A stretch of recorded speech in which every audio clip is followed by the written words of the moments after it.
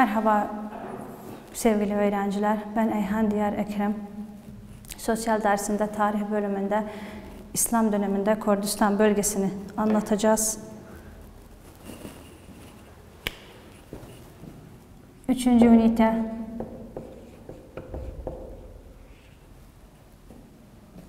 İslam döneminde Kürdistan.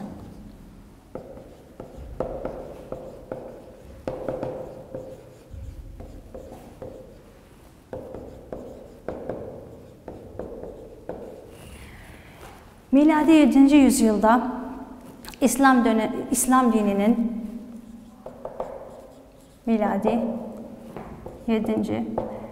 yüzyılda İslam dininin ortaya çıkmasıyla iman edenlerin sayısı çoğaldıkça iman edenlerin yoluyla ve askeri fetihlerle İslam dini Arap Yarımadası'ndan çıkıp başka bölgelere yayıldı. Bu bölgelerden biri de Kürdistan bölgesiydi. Kürdistan milleti İslam dinini çabuk, kısa sürede kabul edenlerden oldu. Kürdistan bölgesinin, Kürtlerin yani Kürt milletinin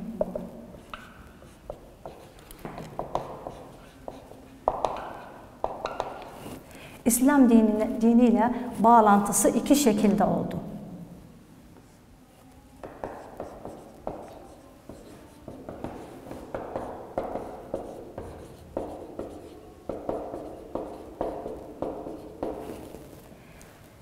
Birincisi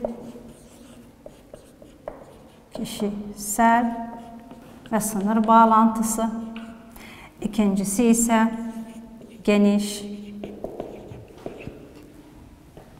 ve direkt. Kişisel ve sınır bağlantısından örnek verecek olursak, Peygamber döneminde Cabani Kurdi bir Kürt kişilik olarak Peygamberin huzuruna gidiyor ve İslam dinini kabul ediyor. Yavarilerden biri sayılıyor. Ve oğlu Abu Basir ise Peygamberden hadisler aktardığı rivayet ediliyor. Geniş ve direkt yollar ise bu da İslam devletinin, İslam askerinin yaptığı fetihler yoluyla oluyor. 16. Hicri yılında ve 25. Hicri yılı arası bu bölgeye fetihler düzenleniliyor. Bu süre içinde neredeyse bu bölgenin tamamı İslam askerlerinin eline geçiyor. İslam devletinin hükmüne geçiyor.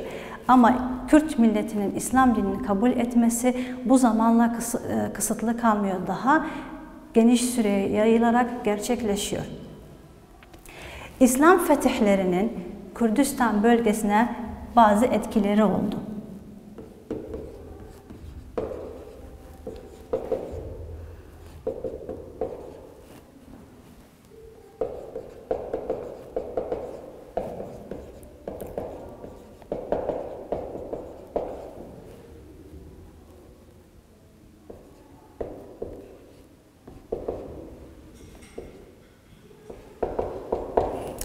Bu etkileri 4 başlık altında anlatabiliriz. Birincisi dini inanç.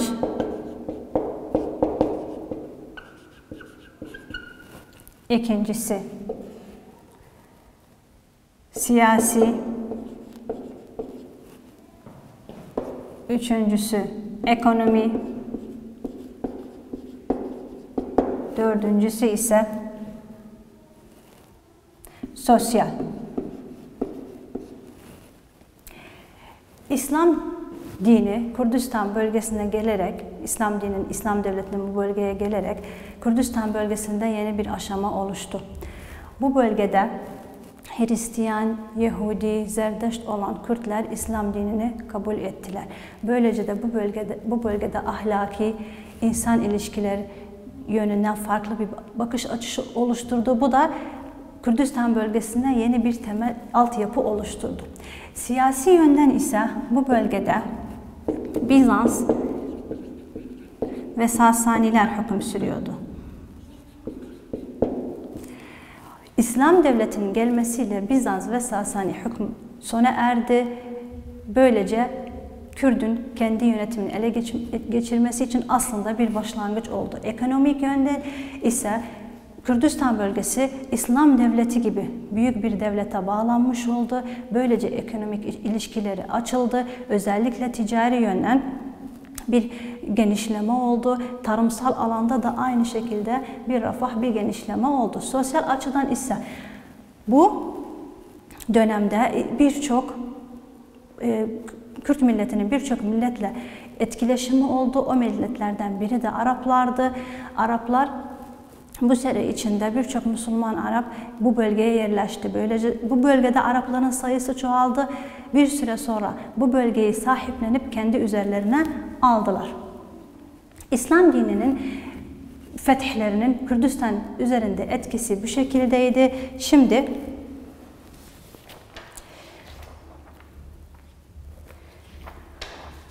İslam döneminde Kürdistan bölgelerine geçelim.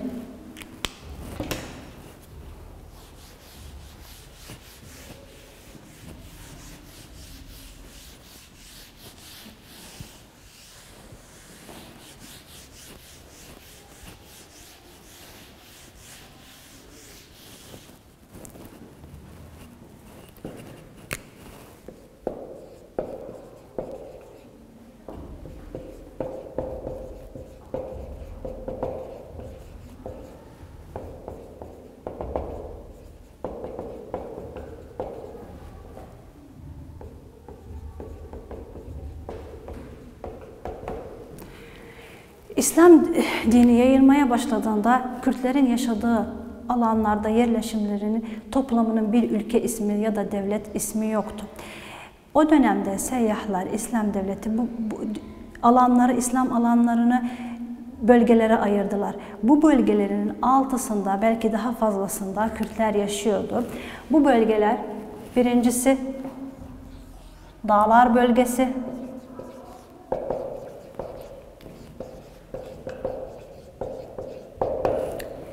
İkincisi Azerbaycan,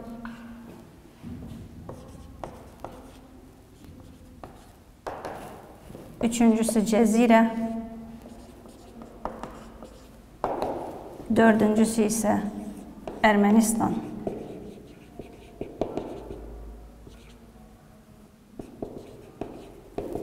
Beşincisi Hozistan bölgesi. Ayrıca bu bölgelerden başka bölgelerde de Kürtler yaşıyordu. Onun en bilinenini konunun sonunda anlatacağız. Şimdi Dağlar bölgesi nerede yer alıyordu, sınırları nereleri kapsıyordu onu anlatacağız. Birinci bölge.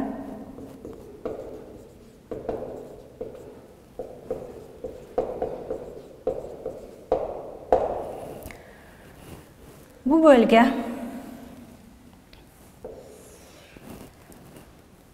doğu tarafından Fars, Horasan ve Esfahan.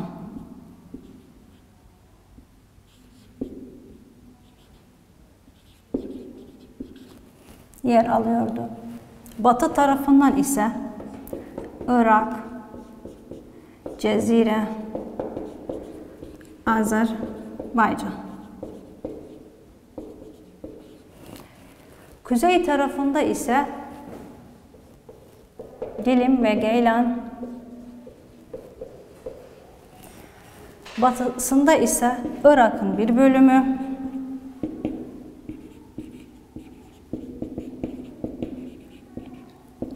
ve Horasan yer alıyordu.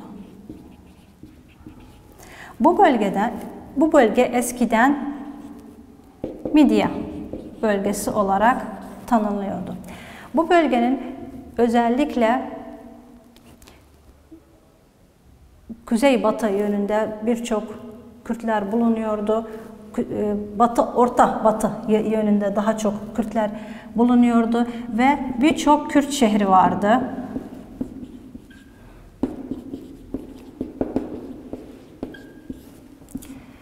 Bu bölgenin en bilinen Kürtlerin içinde yaşadığı şehirler ise Nehavend,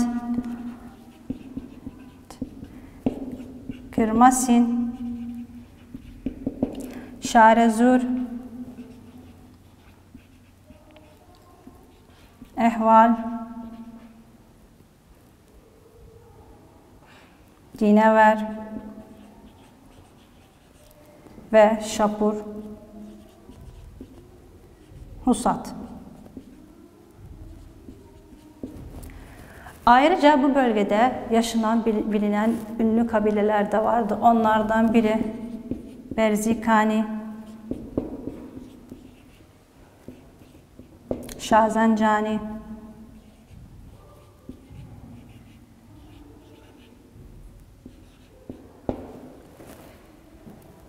Goran ve Macardani.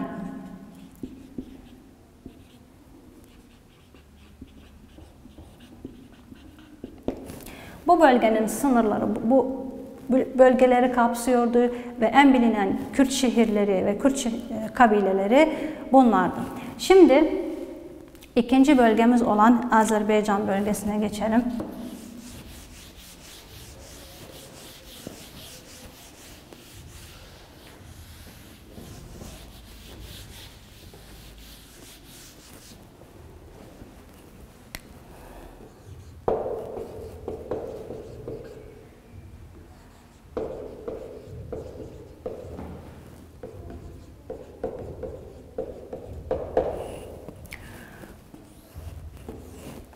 Azerbaycan'ın neredeyse birçok alanında Kürtler yaşıyordu. Bu bölgenin sınırı ise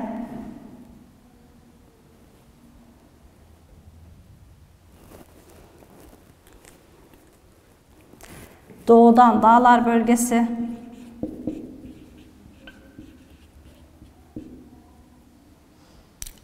güneyden dağlar bölgesi,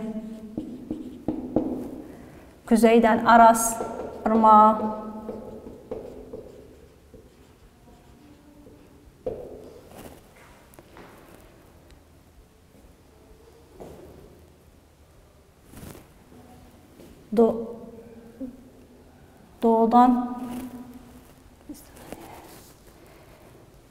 doğudan Dilim ve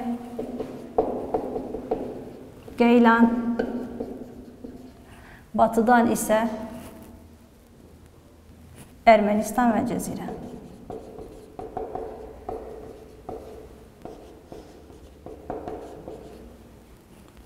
Bu bölgenin eskiden bilinen bir ismi vardı. O da Atropatena'dır.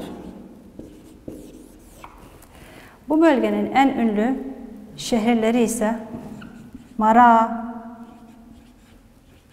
Tebriz, Şino, Ürme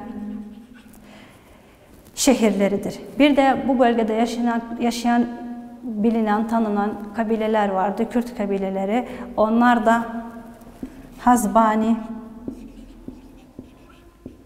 Celali, Zırzari,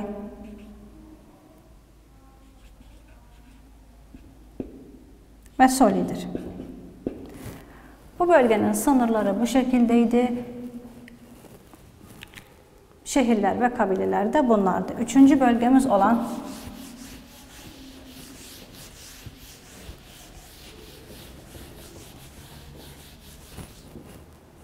Cezire bölgesine geçiyoruz.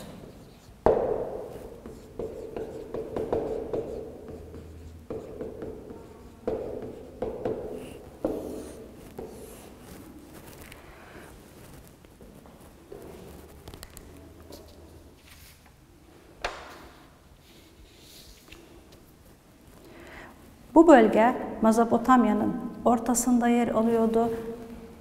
Doğu ve batı sınırı Dicle ve Fırat Nehri'ydi.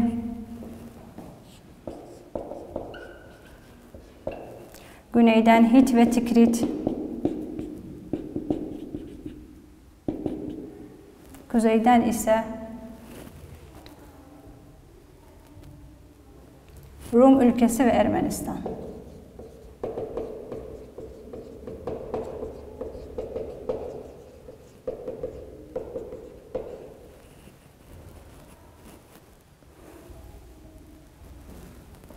Bu bölgede en bilinen Kürt şehirleri ise şu anda içinde yaşadığımız Erbil, Musul, Ahmet,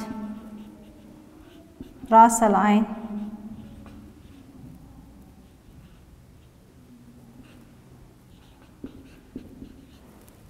şehirlerinden bazılarıydı. Kabileler ise, Kürt kabileleri ise Har, Putlu, Hamitli, Hazbani,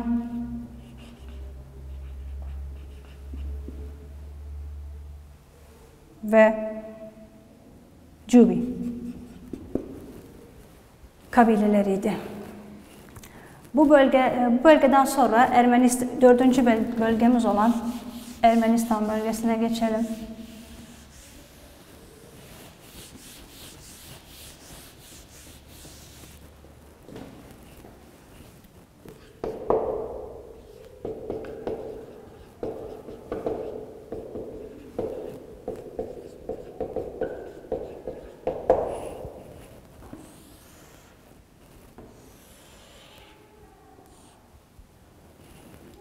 Bu bölgenin kuzeydoğusunda Kürtlerin yer aldığı biliniyor. Bu bölgenin kuzeyinde Gürç Devleti,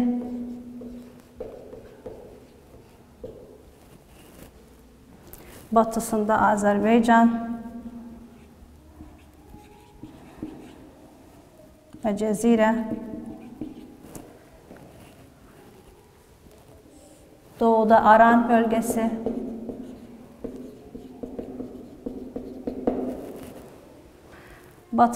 batıda ise Rum ülkesi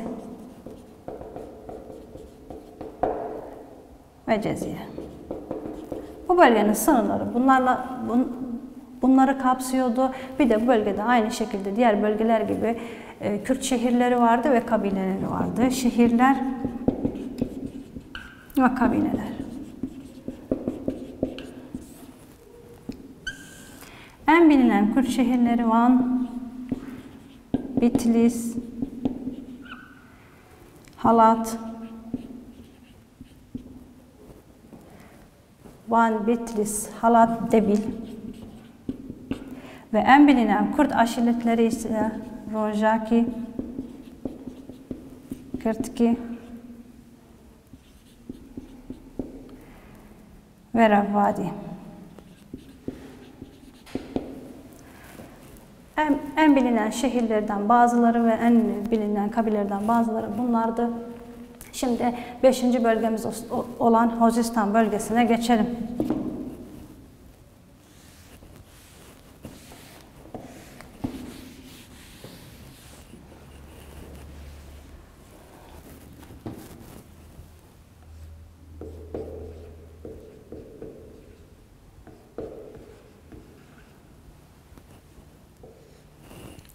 Bu bölgemiz kuzeyden Kürdistan ile sınırı vardı.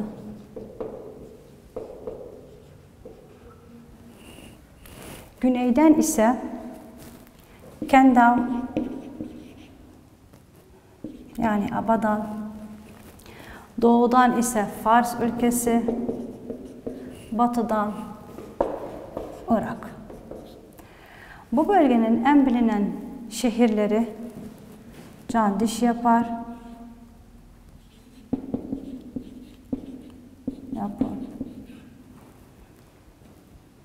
Ram, Hürmüz ve Ahvaz. Bu bölgenin içinde, Kürtlerin içinde yaşadığı şehirleri bunlardı. Sevgili öğrenciler, Kürt milleti sadece bu bölgelerde yaşamıyordu. Başka birçok bölgelerde daha yaşıyordu. Bunlardan en bilineni ise İran'ın aşağısında yer alan Fars bölgesiydi. Bu bölgede de Kürtlerin yaşadığı biliniyor. Oradaki en bilinen şehirler ise Şirazi, Derabgerd ve Esteher'di. Ayrıca tarihçilere göre bu bölgede yaklaşık 500 binden fazla Kürt evi bulunuyordu ve bunlara Züm, yani Zümumi Kürtler deniliyordu. Evet sevgili öğrenciler, bugünlük bugünkü dersimizin sonuna geliyoruz. Umarım faydalı bir ders olmuştur. Başka bir derste görüşmek üzere.